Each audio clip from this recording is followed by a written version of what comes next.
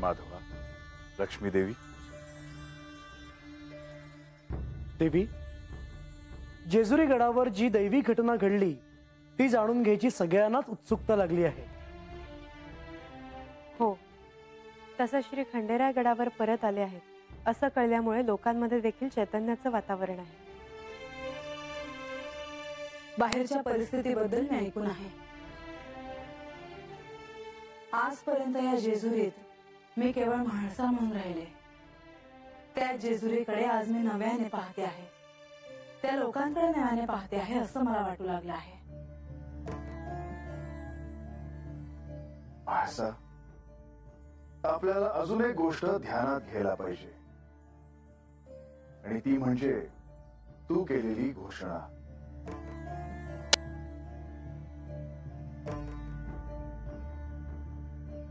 येत्या 1 मासात मी सत्य काय आहे ते समजून घेईन आणि माझे मूळ स्वरूप काय आहे हे सर्वांना सांगेन. हो, माझ्या स्मरणात आहे. राज्यसभेत सर्वांसमक्ष मी ती घोषणा केली होती. आणि 3 मास पूर्तता झाली आहे माते. जसं सर्वांना गडावर काय झालं हे जाणून घेण्याची ओढ आहे, तशीच तू जी घोषणा केलीस त्याचं काय झालं हे देखील लोकांना जाणून घ्यायचं आहे. देवी, म्हणजे आता सगळ्यांसमोर ही घोषणा करायची वेळ आली आहे की तुम्हाला साक्षात्कार झाला आहे. गडावर देखील रिद्धी सिद्धी, कुमार कार्तिकेय, पर्वतराज हिमावत आणि त्यांची पत्नी मेनावती हे सारेच तुमच्या घोषणेची प्रतीक्षा करत आहेत. म्हाळसा,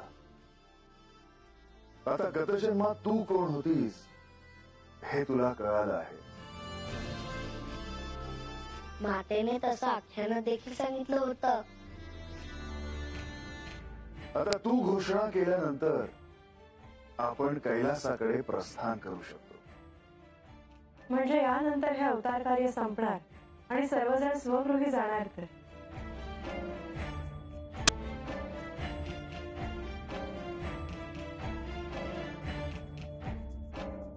देवी, आपण अशा मौन का? काहीच का बोलत नाही?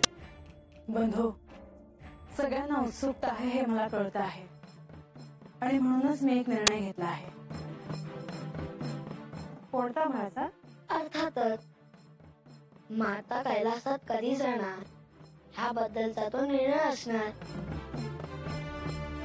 हो ना माते? बंधू, गडावर कार्तिकेय आहे, पर्वतराज आहे, मेनावती देवी आहे. यांना देखील मला माझ्या निर्णयाबद्दल सांगायचे आहे. अवश्य देवी. ह्या क्षणी तुझ्या मनात नेमकं काय चाललं आहे? मी माझा निर्णय सर्वांसमक्ष सांगावा असं माझ्या मनात आहे. देवी, जशी तुमची इच्छा. मी राजप्रासादात सगळ्यांना यायला सांगतो. हो बंधू, आम्ही देखील तिथे येतो.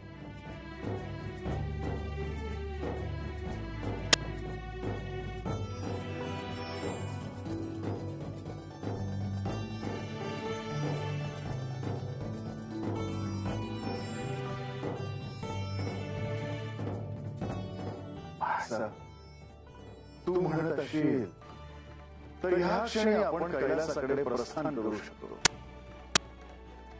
मी केवळ तुझ्या घोषणेची वाट पाहत आहे, कारण याआधी मी तसं वचन दिलं आहे.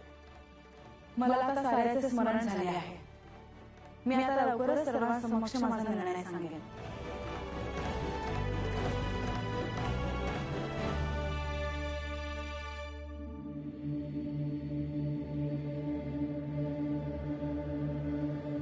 गडावर सगळे जमले असताना श्री म्हाळसा देवींनी अशा प्रकारे सर्वांशी बोलायचं ठरवलं. हे एका अर्थी चांगलंच झालं. हो, ह्या निमित्ताने सगळ्यांना पुढे काय घडणार आहे ते कळेल.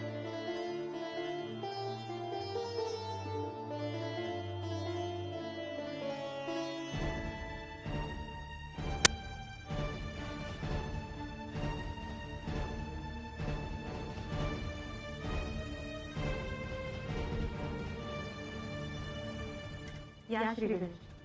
म्हाळसा आणि श्री खंडेराय आता एवढ्यात येतील. त्यांना काही महत्वाचं बोलायचं होतं असं कळलं. हो.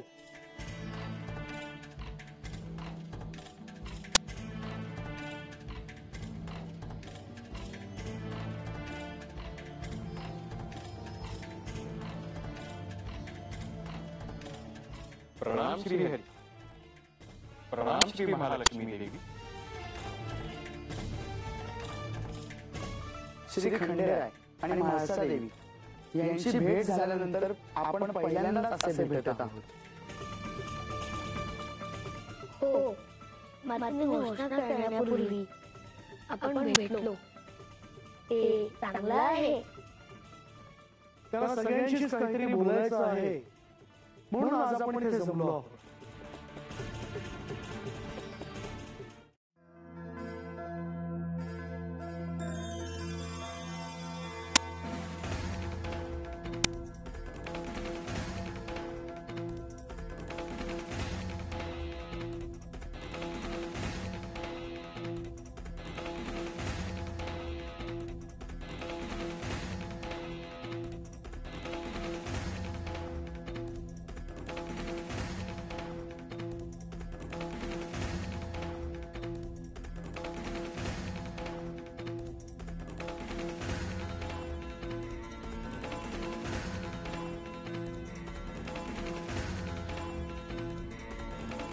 न जाणो किती मोठ्या कालावधीनंतर अशी आपली भेट होत आहे. आमची कन्या अर्थात पार्वतीने अत्यंत कठोर साधना केली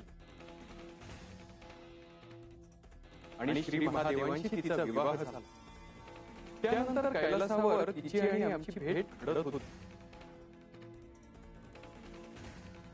पण या कृतयुगात श्री खंडेरायांबरोबर तुमच्या रूपाने पार्वतीने अवतार घेतला. कैलासातून या भूतलावर येऊन आता बराच अवधी झाला. तिची आणि आमची प्रत्यक्ष भेट घडू शकली नाही.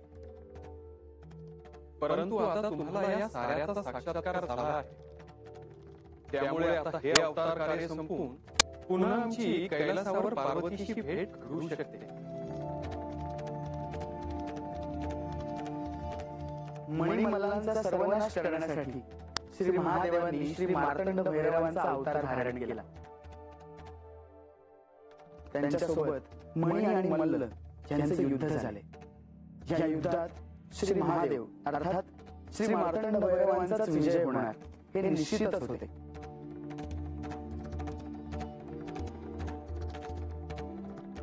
मी देखील त्या युद्धात होतो. माता पार्वती शक्ती रूपाने श्री महादेवांसोबत युद्धस्थळीही होत्याच.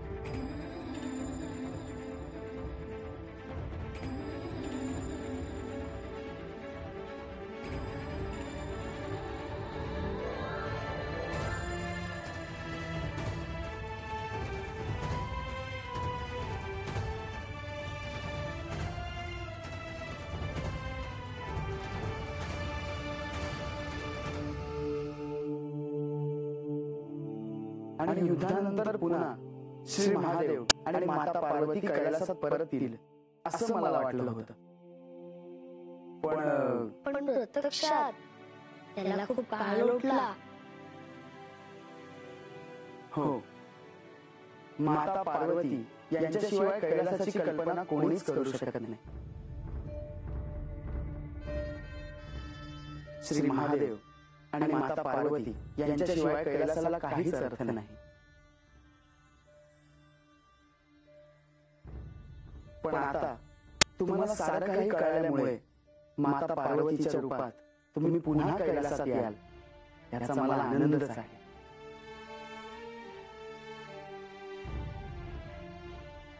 कृतयुगात या श्री मार्तंड भैरवांच्या अवतार कार्यासाठी हे विष्णू लोकातून जेजुरीकडे प्रस्थान करण्यास निघाले. त्यावेळेस ते एकटेच आले होते. देवी, माझ्यावरील दायित्व पूर्ण करण्याच्या हेतूने मी इथे आलो. माधवा, तुमच्याशिवाय हे कार्य पूर्ण होणे शक्य नव्हतं. आणि लक्ष्मी देवी, तुमच्यामुळे देखील हे कार्य यथोचितरित्या पार पडलं आहे. श्री खंडेराय आणि म्हाळसा देवींच्या विवाहाच्या निमित्ताने मी देखील या गडावर आले. आणि त्यानंतर विष्णू लोकात परत जाणं झालंच नाही. तुमच्यामुळे जेजुरीत मला एक सखी मिळाली, जिच्याशी मी मनमोकळेपणाने बोलू शकले. अर्थात तुमच्या मूळ रूपाबद्दल मी अनभिज्ञ होते. परंतु आता तुम्हाला साक्षात्कार झाला आहे. आता तुम्ही सर्वत्र घोषणा करा आणि हे अवतार कार्य संपून कैलासाकडे प्रस्थान करा. आणि आता आम्हाला देखील विष्णू लोकात जाता येईल.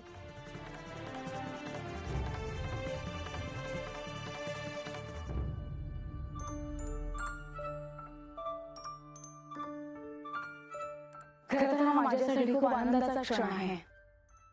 कृतयुगात मी असं का वागले याचे मला स्मरण आहे. आणि हे सगळं का घडले याचे देखील मला स्मरण आहे.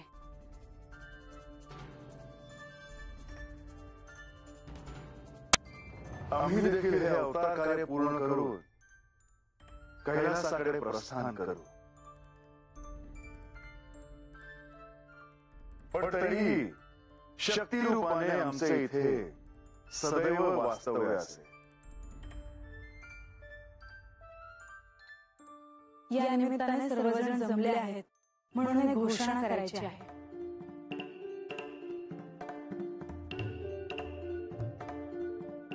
पण माते, मला वाटलं होतं की तू समोर घोषणा करणार आहेस. हो, तेच मला बोलायचं आहे. या क्षणी कोणालाही सत्य सांगायचं नाही असा मी निर्णय घेतला आहे.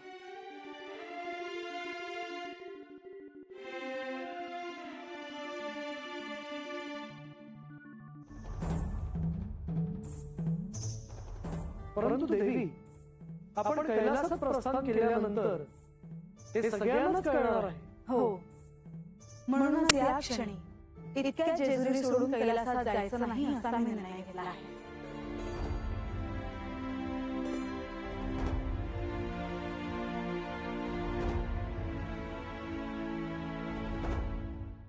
देवी, तुम्ही खरंच हा निर्णय घेतला आहे? बंधू, मला जरी सत्य काय आहे याचे स्मरण झाले असले तरी त्याची घोषणा करायची नाही या निर्णयावर मी ठाम आहे.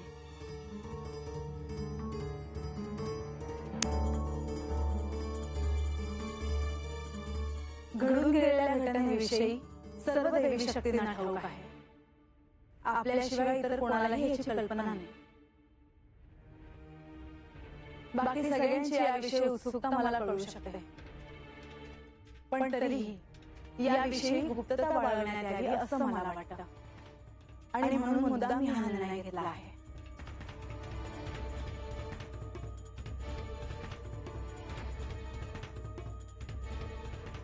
आणि असं का हे आम्हाला कळेल का देवी? हो, हा निर्णय मी बांधण्यासाठी घेतला आहे.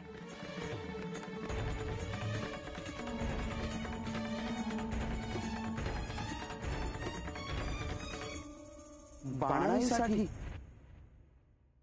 आणि तो कसा? बानू अर्थात जयाद्री, ती माझी प्रिय सखी आहे. तिला मी असे वचन दिले होते की कृतयुगात ती यांची अर्धभार्या होईल. आणि तसे झाले देखील.